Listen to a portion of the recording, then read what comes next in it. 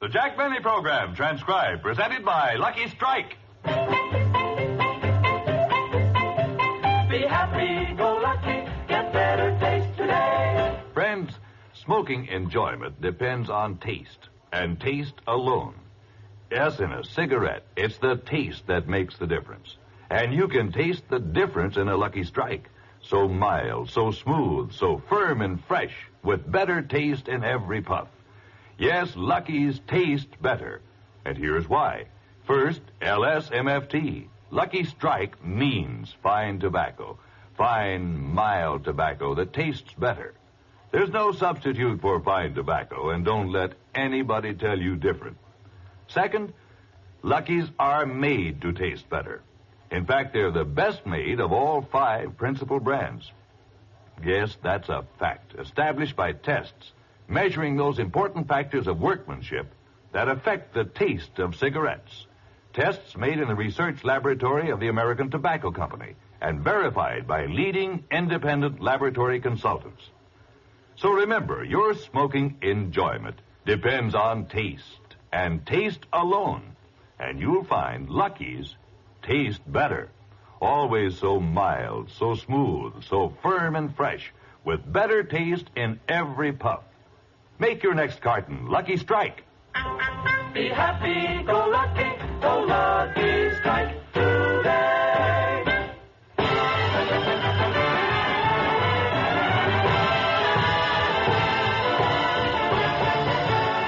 The Lucky Strike program starring Jack Benny with Mary Livingston, Phil Harris, Rochester, Dennis Day, and yours truly, Don Wilson.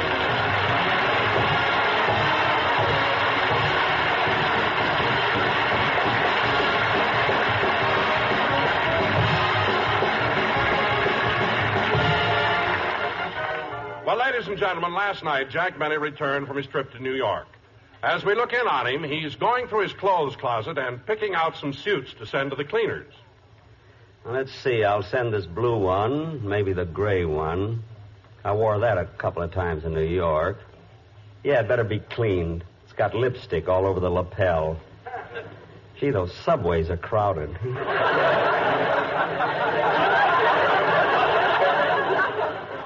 Oh, Rochester! Rochester! You call me, boss? Yes, send these suits to the cleaners, will you please? Yes, sir. Where have you been for the past hour? I've been straightening up my room. Oh. And I've been meaning to talk to you about my room for a long time, boss. It's getting kind of shabby, and I think it's time it was fixed up a little. Fixed up? Yeah, I wish you'd come take a look at it. Okay, come on. I think you're making a mountain out of a molehill. No, I'm not. My room is so old-fashioned. Oh, stop exaggerating. Every time you want something done, you make a big thing out of it. There, boss, take a look for yourself. Roger, it's so dark in your room, I can't see a thing. Wait a minute, I'll light the gas.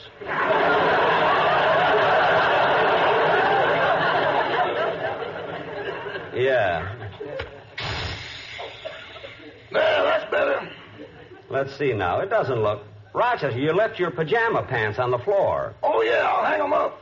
Those are just the pants. What'd you do with the tops? Tops, you ought to know I don't wear them. I ought to know why. Don't you remember the ad I answered when I first came to work for you? No, what did the ad say? Wanted. Valet who only wears bottom of pajamas to work for gentleman who only wears tops.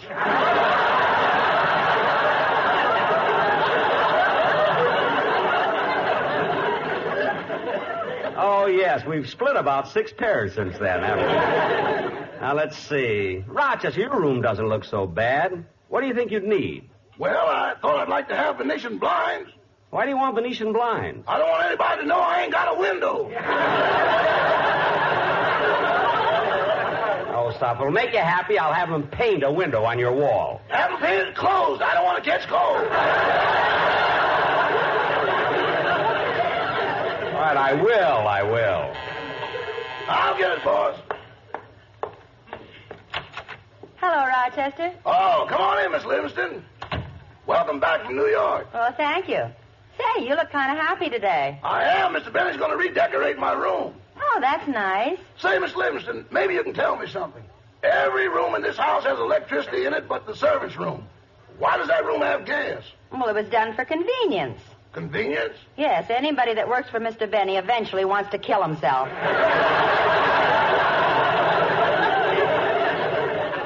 Rochester. It's me, Jack. Oh, well, hello, Mary. What are you doing over here? Well, I just got a special delivery letter from Mama with some exciting news. Oh, a letter from your mother, eh? Well, what does the hostess on the shrimp boat have to say? I'll read it to you. Go ahead. My darling daughter, Mary, I know you'll be surprised getting this letter so soon after having been here, but I have news. Your sister Babe is coming out to visit you. Babe, say, that's wonderful news. No, it isn't. Oh. Listen to the rest of the letter. Mary, the reason Babe is coming out to California is to get away from here and all the sad memories. Her boyfriend Wilbur's gone, and he met a very sad end. He worked for a brewery and fell into a vat of beer. They saved him from drowning in the beer, but he died from pneumonia, which he caught from everybody trying to blow the foam off him. Oh, that's a shame. This next paragraph's about you. About me? Yes. Oh. Tell Jack that after he spent the night here, we found that he'd left his toupee and his toothbrush. So we're mailing them to him. The one with the handle is the toothbrush. As if I wouldn't know. Mary, ask your mother if she can... Come in. Oh, hello, Jack, Mary. Don, you're up. You're well. Gee, it's good to see you again, Don. Well, thanks. So you're finally over your nervous breakdown. Yes, Mary, the third psychiatrist I went to cured me. The third psychiatrist? What was wrong with the first two? Their couches broke. What'd you come by for, Don? Well, I called the Sportsman's Quartet, and I was told that they were over here. Yes, Don, and this time for our show, I had them prepare a song. Oh, you did? Yes, Don. You see, when you made your mistake on my TV show, and you said, be lucky, go happy, instead of be happy, go lucky, I wanted to make sure that you never make that mistake again. So I had the quartet prepare a number in which they give you excellent advice. Oh, boys! Now sit down, Don. Now listen to this carefully. Take it, fellows. Remember the way you say, be happy, go lucky. Remember, be happy must come first, and then comes go lucky. Remember, with LSMFT, you must get this slogan right. You see, if not, you'll wake up at NBC. Don't forget to remember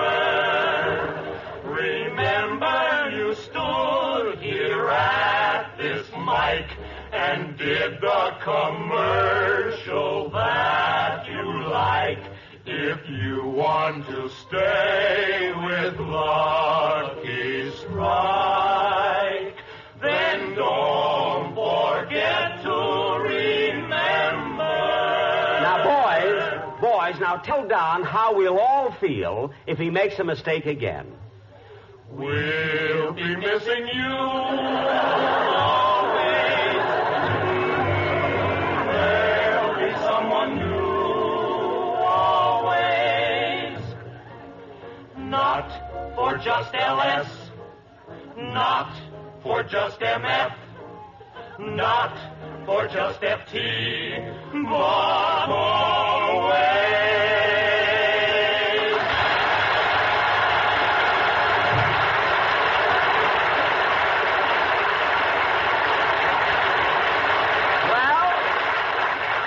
Well, Don, what do you think of that? Jack, that was excellent advice, and I'm accepting it in the spirit in which it was given. Good. Well, I better be running along now. Come on, fellas. So long, Don. So long, Jack. You know, Jack, it's good to see Don completely recovered. It sure is. Excuse me, Mr. Benny. What is it, Rochester? The cleaner just came and picked up your gray suit, and he told me to congratulate you. Congratulate. Oh, I got that in the subway. You know, Mary, I've been thinking about your mother's letter. It'll be nice company for you having your sister Babe stay with you. Yes, and while she's here, Jack, I wish you'd be kind of nice to her. You know, she's peeved at you for saying all those awful things about her on the radio. Oh, well, I'll make it up to her. The first day that she comes, I'll have her over for dinner. I'll have Rochester make something special. What does she like? She likes most everything, but she's especially fond of meat. Well, I'll broil some steaks, Miss Livingston. How does your sister like her meat cooked? I don't know. She's never had it that way. Look, Mary, you told me not to... Excuse me. Hello? Hiya, Jackson. I called to see if I could miss tomorrow's rehearsal. Tomorrow's rehearsal? Yeah, I'm going to have a tooth pulled. That upper molar that has the bridge attached to it. Oh, that's too bad. When did the tooth start hurting you? 1935. 1935? That was 17 years ago. Why didn't you have it pulled out then? Because a fella told me I could ease the pain by holding a mouthful of bourbon.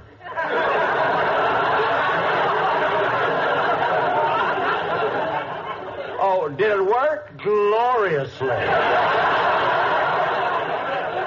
But, Phil, how could you hold whiskey in your mouth for 17 years? I didn't hold it, Jackson. I just let it flow under the bridge.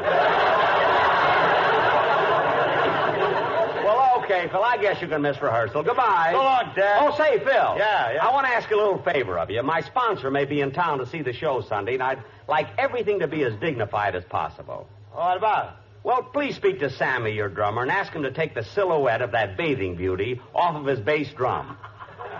That ain't no silhouette. It isn't? No, there's a midget inside there. Well, get her out of there. All right. So long, Buster. Goodbye. You know, Mary, that Phil really is a character, You isn't he? can say that again, Jack. Yeah, say it again, Mr. Benny.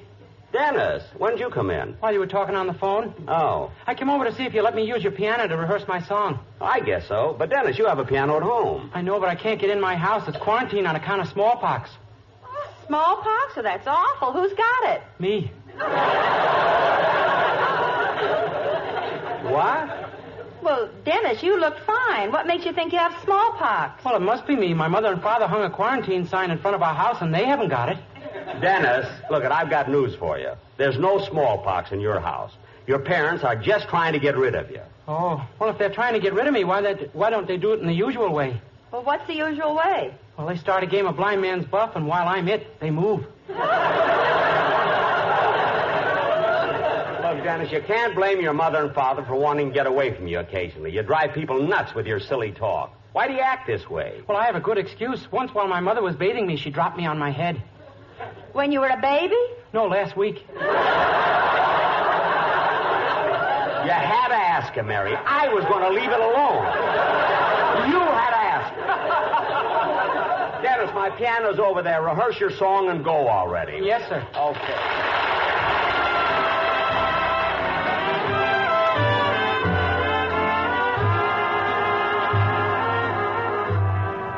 If your sweetheart sends a letter of goodbye,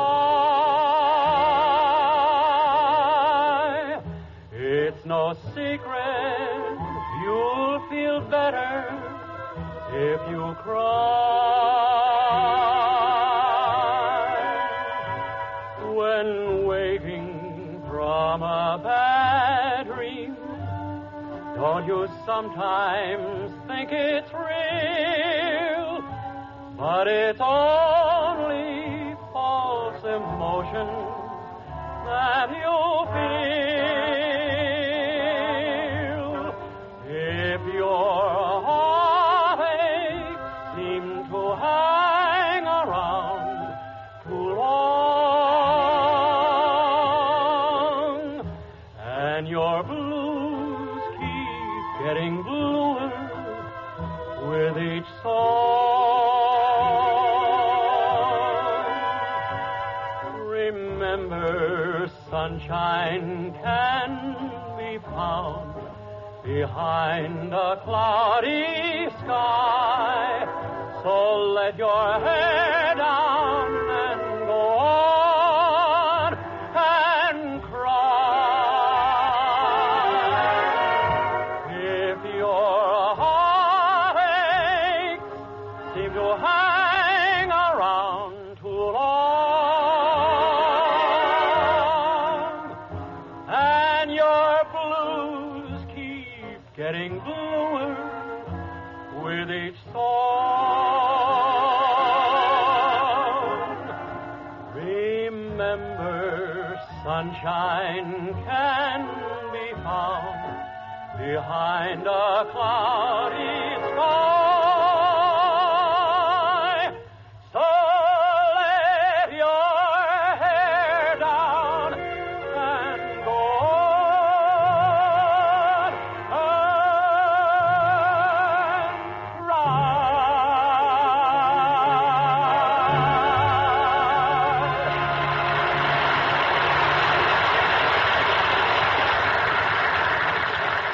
Janice, you sang that very well, but then why shouldn't you? You have such a wonderful voice, and it's such a beautiful song. Whatever happened to that lousy song you wrote?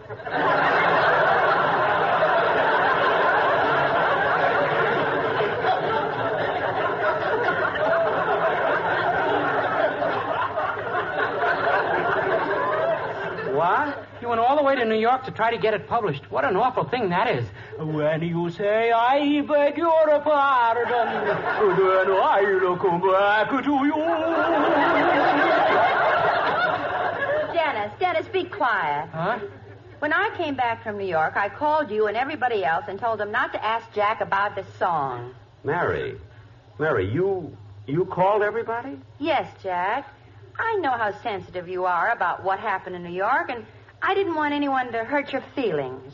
Well, I appreciate your thoughtfulness, Mary, but you didn't have to do that. Just because I was unlucky in New York is no reflection on my song. I mean, even if they didn't want to publish it, the public loves it. I'm more popular than that song, and I've got smallpox. You have not. And Dennis, please, leave me alone. Go already. But I can't get in my house. Just get out of mine. Now go. Come on, Dennis. Let's leave Jack alone. I'll drive you home. Okay, goodbye, Mr. Benny. Bye, Jack. Goodbye.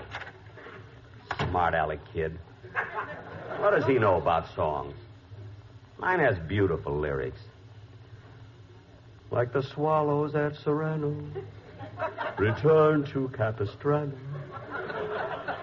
Oh, gee, I'm still tired from that trip. I think I'll go to bed. How come you're going upstairs, Mr. Benny? I'm a little tired, so I'm going to turn in early. Well, I'll come up and make the bed for you. Okay. By the way, boss, I haven't had a chance to tell you, but I'm sorry your song was turned down in New York. Well, I guess. Wait a minute, Rochester. I haven't mentioned a word about it to you. How'd you know my song was turned down? When you got off the train, you were crying. Well... I haven't seen you so upset since the bank holiday in 1933. Never mind. Gee, these shoes are tough to get off. Here's your pajama tops. Thanks. Wow, look at the color of them. Bright purple. Gee, the bed feels good. Are you going to read a while? No, Rochester. Turn out the light, please. Yes, sir. Good night. Good night, Rochester. Oh, boy, I'm sure tired. That trip to New York took a lot out of me. I'll feel better after a good night's sleep. I've still got a lot of faith in my song. Those 378 publishers I went to could be wrong.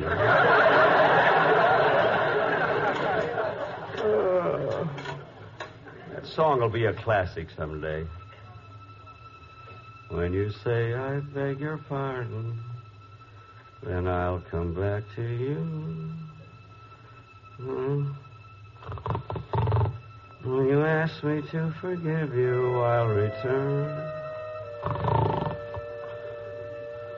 Like the swallows.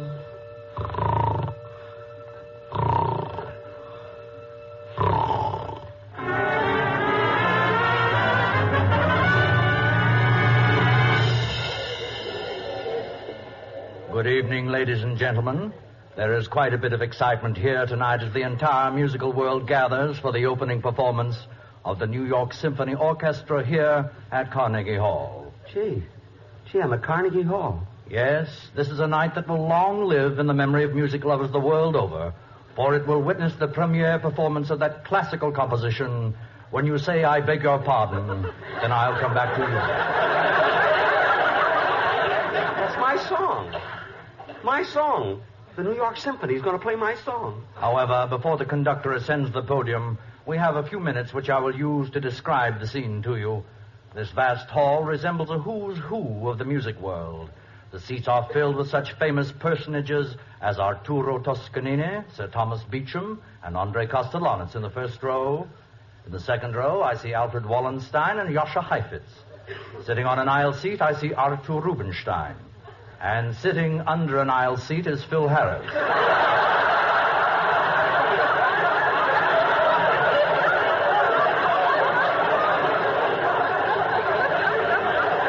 I will try to interview him.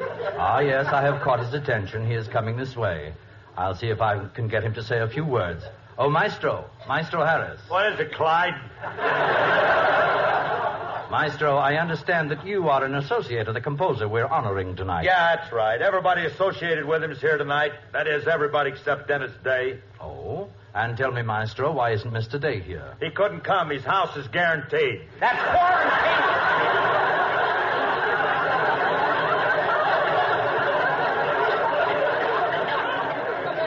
Stupid Maestro. Maestro Harris is going back to his seat with a big smile for everyone. Why shouldn't he smile? He's got the happiest teeth in town.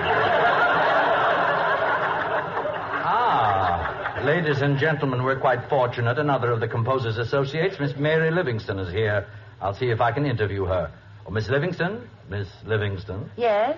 Did you come all the way from California to hear this concert? Well, I didn't have to. You see, I was already here. I was visiting my family in Plainfield, New Jersey. Oh, yes. Your family has a farm there. That's right. Is it a large farm? Oh, just average. 60 chickens, 12 pigs, and 4.5 cows. 4.5 cows? My sister Babe loves meat. Oh. Gee, I hope Babe ate the front half so they can still milk it.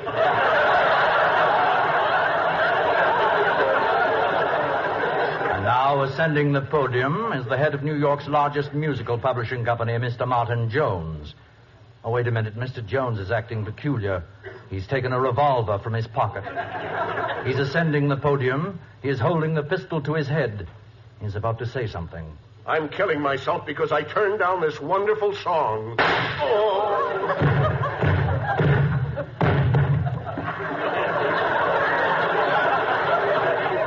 Mr. Jones has descended the podium.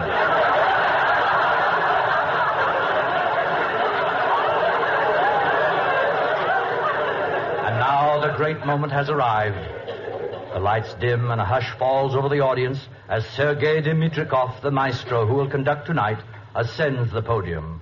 He raps his baton, and the orchestra starts tuning up.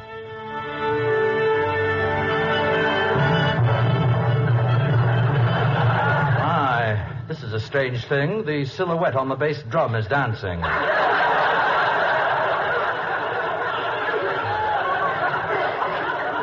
And Sammy never got her out of there.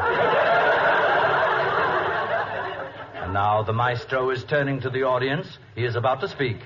Ladies and gentlemen, I give you Sergei Dimitrikov. How do you do? And now, ladies and gentlemen, it's my extreme pleasure to introduce the famous composer of that wonderful song, When You Say I Beg Your Pardon, Then I'm Coming Back to You. And here he is, Mr. Jigbeni.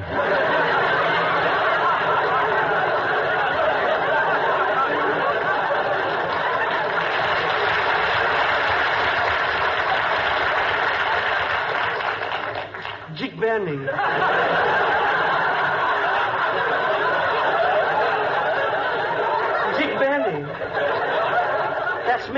That's me ascending the podium.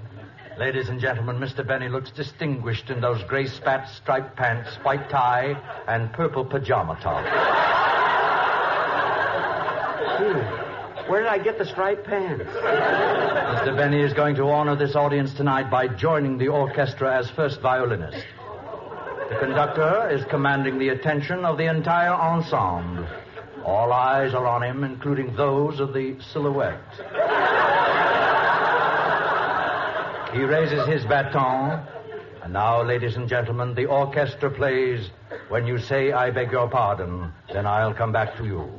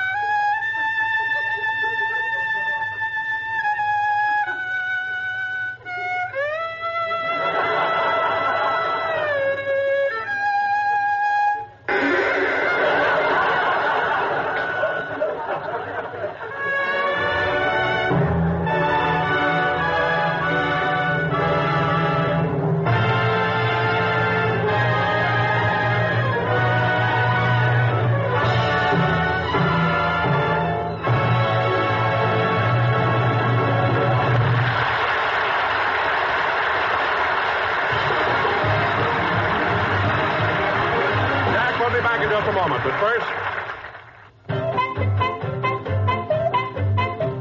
Be happy, go lucky, get better taste today. Friends, whenever you want the smooth, mellow, completely enjoyable taste of truly fine tobacco, reach for a Lucky. For the difference between just smoking and really enjoying your smoke is the taste of a cigarette. And Lucky's taste better for two important reasons. First, LSMFT. Lucky Strike means fine tobacco. Fine, mild tobacco that tastes better. There's no substitute for fine tobacco, and don't let anybody tell you different. Second, Lucky's are made to taste better. In fact, they're the best made of all 5 principal brands. Yes, you'll be happy when you go Lucky, because Lucky's taste better. So mild, so smooth, so firm and fresh, with better taste in every puff. So next time you buy cigarettes, try a carton of Lucky's. You'll find Lucky's taste better. Be happy, go lucky, strike today.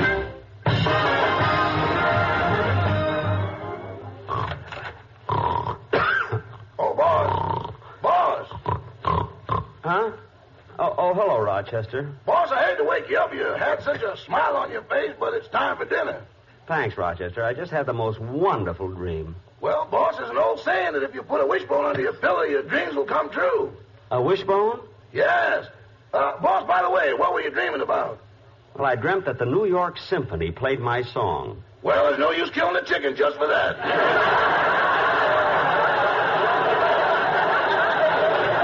I guess not. Good night, folks.